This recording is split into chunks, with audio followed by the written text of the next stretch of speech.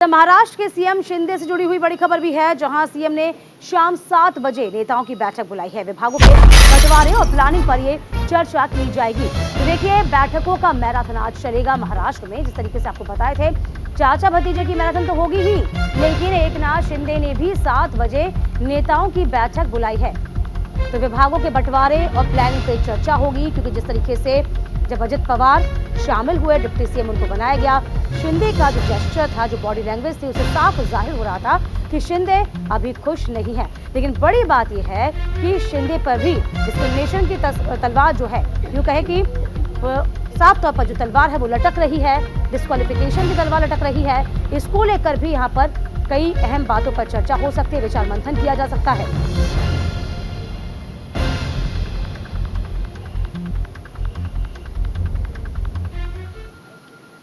और तमाम जानकारी के साथ हमारे संवाददाता शुभम पांडे इस वक्त महाराष्ट्र से मौजूद हैं। शुभम, देखिए, आज का दिन जो है बेहद खास इसलिए भी हो जाता है। एक तरफ चाचा भतीजा आज अपनी ताकत का एहसास कराएंगे और ये देखा गया है कि 54 में से जितने भी विधायक जिसके समर्थन में होंगे, वह अपने आप को सुपीरियर मानेगा।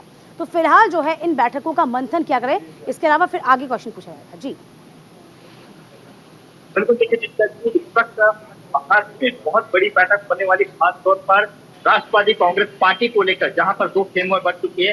चाचा अलग अपनी बैठक बुलाएंगे तो भतीजे ने भी अपनी अलग बैठक बुलाई। चाचा ने शरद पवार की बात करें, मुंबई के वाजिद चौहान जो जहां पर मुंबई में वो बैठा करते हैं, जहां पर मीटिंग होती है, वहां पर बैठक बुलाई गई है। अजित पवार ने मुंबई के बांद्रा इलाके में उनके दूसरे तमाम विधायकों की बैठक बुलाई है, उसकी तैयारी शुरू हो चुकी है। उसके अलावा महाराष्ट्र के मुख्यमंत्री एकनाथ शिंदे, उन्होंने भी बैठक बुलाई है, क्योंकि एकनाथ शिंदे का जो खेमा है वो लगातार नाराज चल रहा है। उनके विधायक, उनके मंत्री नाराज चल रहे हैं कि शरद अजित पवार जिस तरह से सरकार में आ चुके हैं, उनके विधायक आ चुके हैं, तो ऐसे में एकनाथ शिंदे भी आज बड़ा डिसीजन ले सकते हैं। देखिए, आज यहाँ पर शक्ति प्रदर्शन होने की बात कही जा रही है, और शरद पवार ने के जो नेता है जयंत पाटिल, उन्होंने बकायदा तमाम विधायकों को, तमाम बड़े पदाधिकारियों को बकायदा व्हाट्सएप के जरिए, मेल के जरिए, एसएमएस के जरिए फोन कर आज मुंबई के वाजिद चौहान पहुंचने की बात कही है। और सुबह से होते हुए दिखाई दे रहा है, शरद पवार के घर भारी कार्यकर्ता इकट्ठा हो चुके थे। अब थोड़ी देर बाद जब 1 बजे मीटिंग शुरू होगी, इसके बाद धीरे धीरे तमाम जो कार्यकर्ता है वो इकट्ठा होना शुरू हो जाएंगे। हाँ। तो वहीं अगर अजित की बात करें तो मुंबई के बांद्रा इलाके में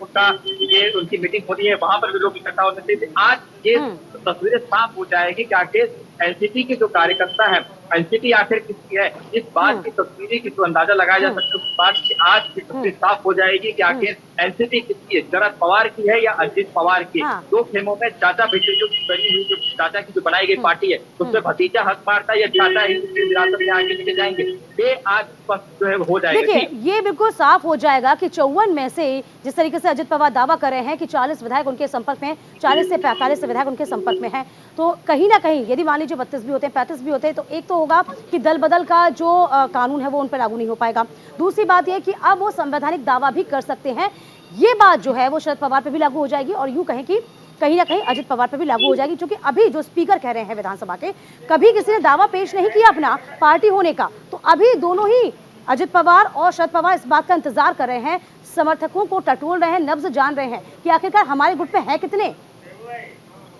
बिल्कुल, देखिए जिसका जी, यहाँ पर शरद पवार की गुट की ओर से जयंत पाटिल जो है वो स्टैम्प पेपर एक जारी किया है। स्टैम्प पेपर पे जो भी विधायक उनके पास आएगा स्टैम्प पेपर लेके आएगा, यानी यहाँ पर कानूनी दांवपेच जो है वो भी शुरू हो जाएंगे। आप स्टैम्प पेपर पर साइन कर देंगे तो कल को कोर्ट में दल बदल कानून के तहत आपकी विधायिका रद्द हो सकती है। ये दाव यहाँ पर शरद पवार ने खेल किया है। जो भी विधायक आज मीटिंग में आएगा, उनके पास आएगा, वो 100 रुपए का जो स्टैम्प पेपर होता है, जो अमूमन सरकारी कामकाजों में लगाया जाता है, उस पर साइन करके वो लेके एफिडेविट जो है वो लेकर आएगा, यानी कानूनी तौर पर आप शरद पवार गुट के विधायक है। उसके बाद जो 9 मंत्री, जो 9 विधायक जो इस पर शपथ ले लिया है, उनके ऊपर कार्रवाई करने के बाद ये आपके पास एक बेहतर ऑप्शन हो जाएगा। इसी वजह से आज ये तमाम जो प्रक्रिया शुरू होगी। अब देखना होगा कि कितने विधायक, 44 अपनी फुल प्रूफ तैयारी तो कहीं ना कहीं शरद पवार कर रहे हैं। जो एफिडेविट लाने की बात कही गई है, व्हिप इसके लिए जारी कर दिया गया। चलिए अजित पवार की बात कर लेते हैं। अजित पवार तो कह रहे थे ना कि 42 हमारे साथ में है विधायक, ठीक है। इसके आगे उन्होंने यहाँ पर राज्यपाल को एक खत भी सौंपा था,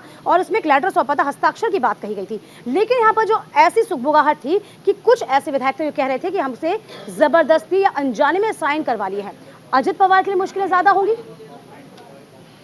बिल्कुल, अजित पवार की मुश्किलें बढ़ सकती हैं, क्योंकि अब ये जो एफिडेविट साइन करके जो भी विधायक शरद पवार खेमे में या शरद पवार गुट में जाएगा, तो वो कहीं नहीं साफ तौर पर अपनी जाहिर इच्छा जाहिर कर देगा कि हम शरद पवार के साथ हैं। यहाँ पर देखिए अजित पवार ने जिस तरह से दावा किया 40 विधायकों के की जो सीट है उस पे जो उनके हस्ताक्षर वो उनके पास है। देखिए एक दिन पहले जब ये मंत्री लेने के पहले बीजेपी में शामिल होने से पहले सरकार में शामिल होने से पहले एक रात पहले कुछ विधायक की इच्छा जाहिर किए थे कि हम बीजेपी के साथ जा सकते हैं, हमें सरकार में रहना चाहिए, तो उन्होंने सीट पर साइन कर दी। वही सीट साइन लेकर अजित पवार लगातार ये दावा बिल्कुल। कर और रहे हैं शुभम, कि ये उनके देखना पास भी बहुत दिलचस्प होगा कि ये जो दो बैठकें चल रही हैं इसमें निकल कर क्या आएगा, लेकिन इस बीच शिंदे गुट भी अपनी बैठक कर रहा है, क्योंकि वहां भी अलग टेंशन है। इस पर भी हम नजर बनाएंगे आगे भी। बहुत शुक्रिया आपका तमाम जानकारी देने के लिए।